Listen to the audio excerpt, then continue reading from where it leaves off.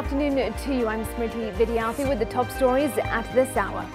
Boniface Murage, who was arrested for attempting to smuggle his daughter out of the Kenyatta National Hospital, has been handed a 3-month suspended sentence. When presented at the Milimani Law Courts on Monday, he pleaded guilty to charges against him, saying that he was unable to pay the 56,000 shilling medical bill. His legal team pleaded for leniency before the magistrate, arguing that his client was remorseful. Well, today, Magistrate Caroline Nzibe handed Murage a 3-month suspended sentence.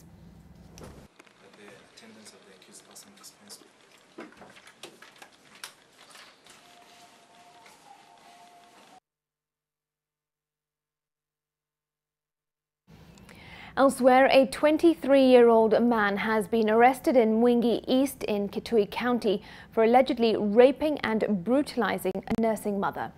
According to the husband, the man, who's a close relative, attacked and raped her at their home. The woman, who gave birth barely 2 months ago, was left with visible neck and face injuries. Confirming the incident, Mwingi East OCPD Paul Munene said that police are still holding the suspect and he will be charged tomorrow.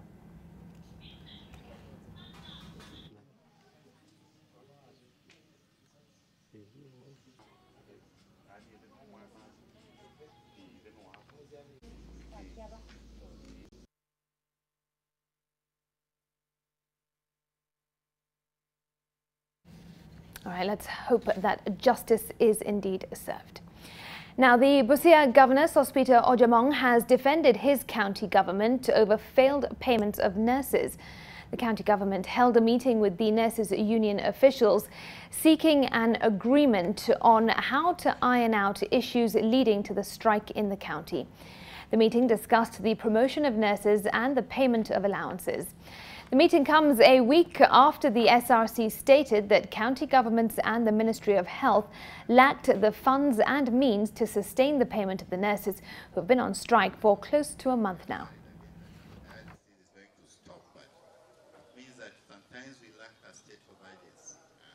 Sheria lazima tuwe na kuna ile masharti ama mwongozo kutoka kwa Salaries and Remuneration Commission ambayo katiba lazima watuambie mulipe ndiposa tufuate hiyo amri, lakini kivyetu hatuwezi bila ushauri kutoka kwa SRC hatuwezi, lakini katika bajeti yetu tumeweka hiyo pesa ya kuangana.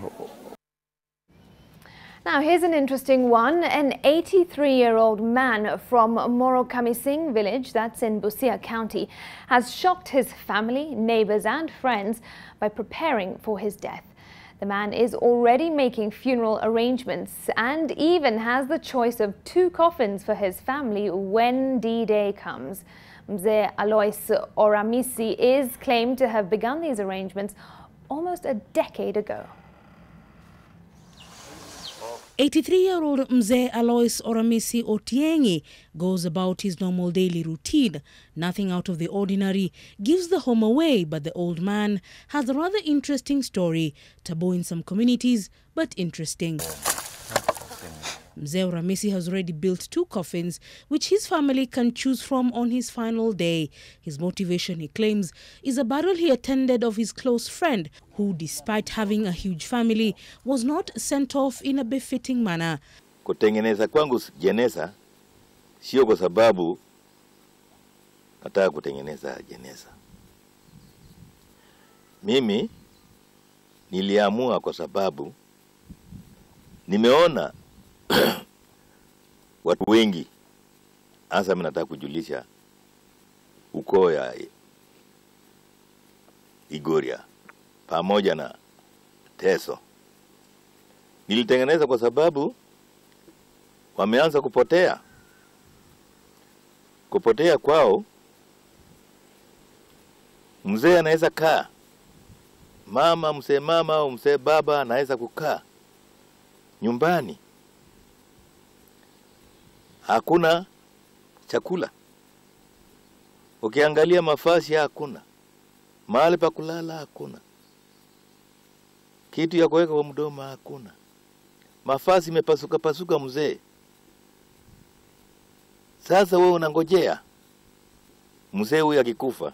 Mzee Oramisi advises young people in his village of the need to take care of their parents in order to get blessings from them whilst alive. It is for this reason he says he did not want to burden anyone with the responsibility of taking care of him when he is gone. Musipende maiti kuliko kupenda mzazi yako kama angali hai. Wacha niwaambie. He says that being a Catholic, he is preparing for a mass this November so that he builds his final resting place. In his will, he has instructed his family not to bury him, instead embalm his body for the sake of the great-grandchildren. Mzee Oramisi says he has 18 children and 75 grandchildren. Leila Mohammed, NTV. 75 grandchildren. Wow. Gosh, what a story. And Mzee says that he's built those 2 coffins because he doesn't want to inconvenience his family when that time comes. Well, that is considerate of him, and I suppose some people prefer to be more prepared than others, and why not?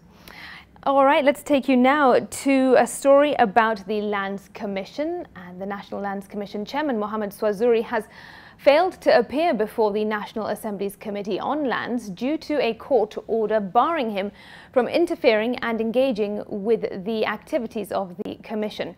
Our reporter Vincent Oduor followed the proceedings, and he joins us now live from the NTV newsroom. Vincent, what is the very latest?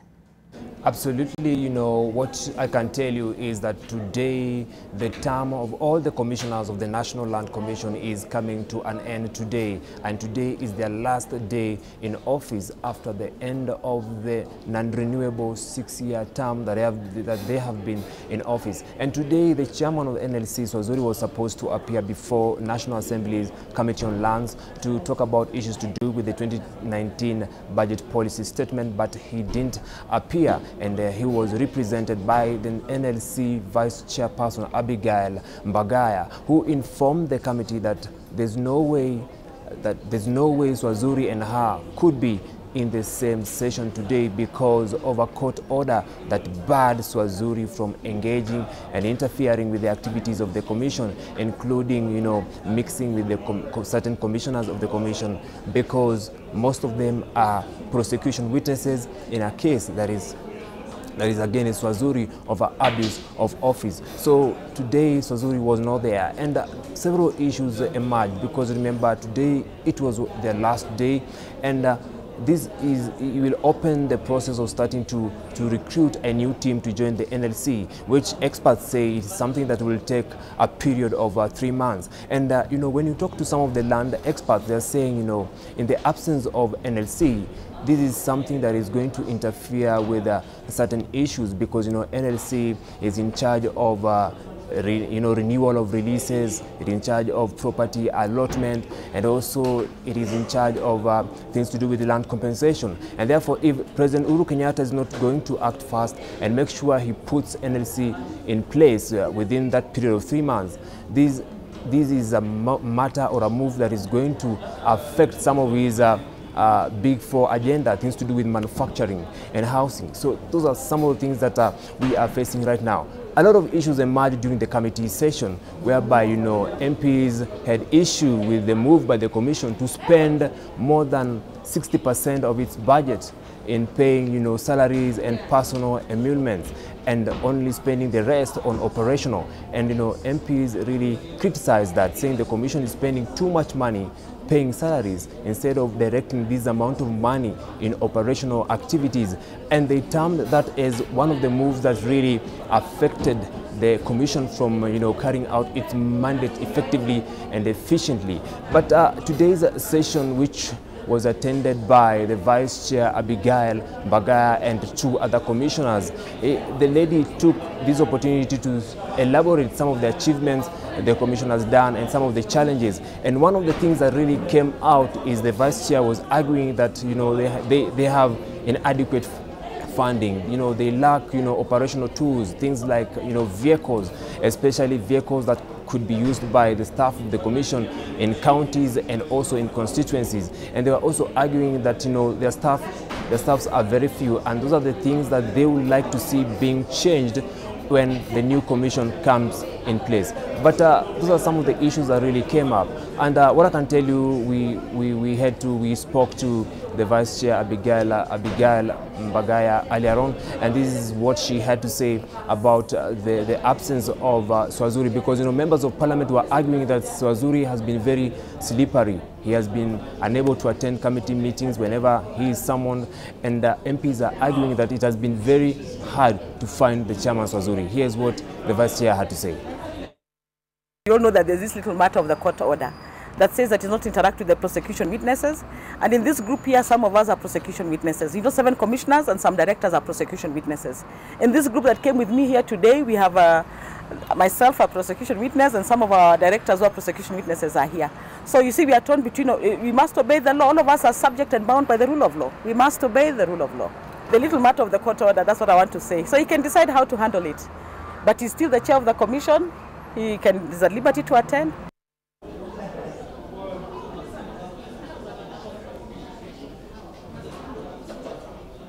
Absolutely. Now, what we are waiting to see is when the process of recruiting a new team to join the National Land Commission will start. And remember, the president will have a period of 3 months to do that. And we are going to see, and basically what I can also tell you is that the commission is required to submit an exit report to see what they did and what they failed to do. Right now, I'm taking you back to Smriti.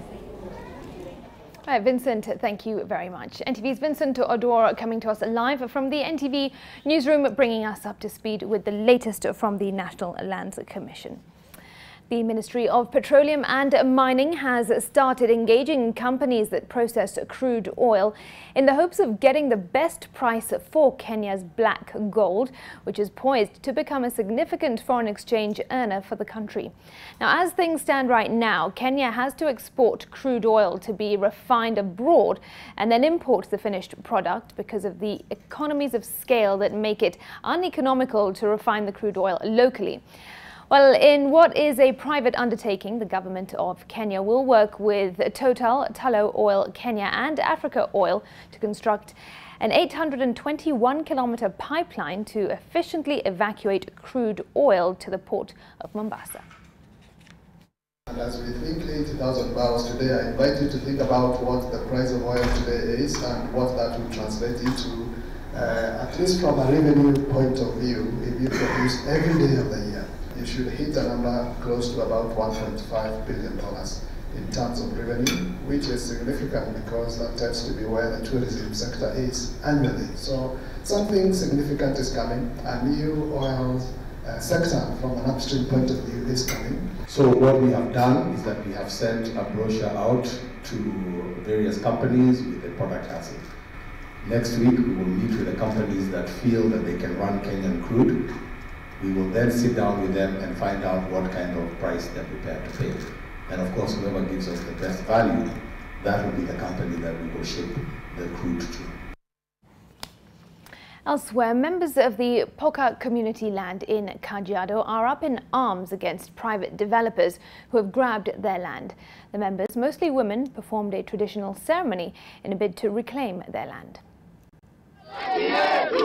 Angry women of the Poka community cursed the 2,148 acres of land in retaliation after private developers allegedly grabbed their land. The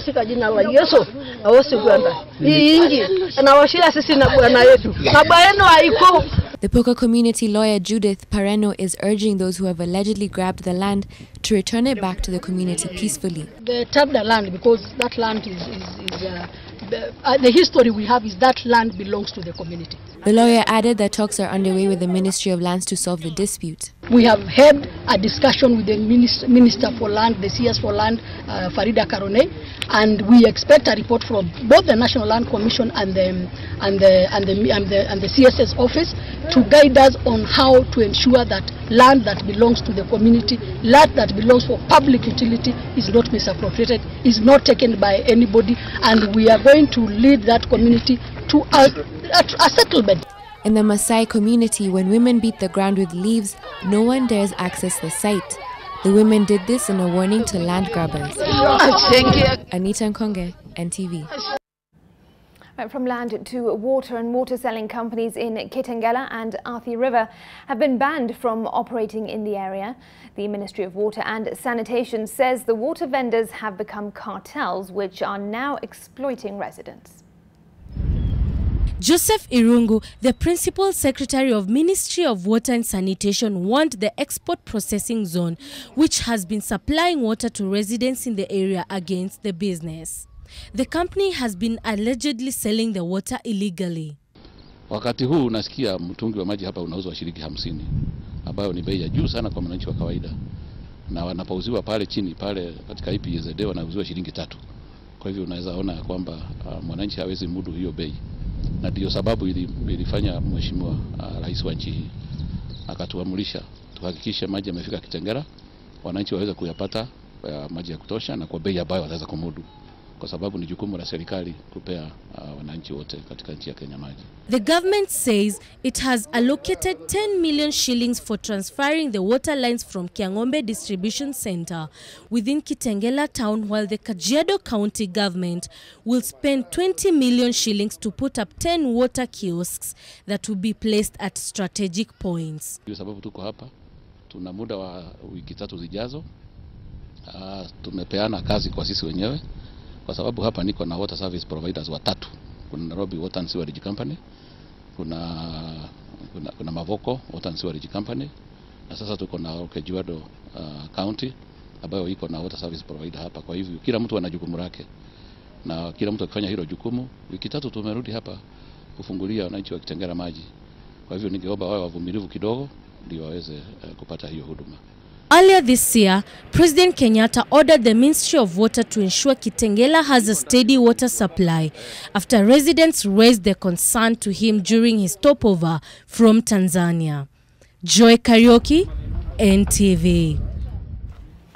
To the coast, and the county government of Mombasa has launched an e-parking system through which it hopes to seal revenue leakages and double the money collected. The new system requires motorists to register themselves using their phones and pay for parking using mobile money services. The system is the latest move by the county to automate its services and has already seen the amount of local revenue collected increase from 2.4 billion shillings in 2015 to 3.2 billion shillings in 2018.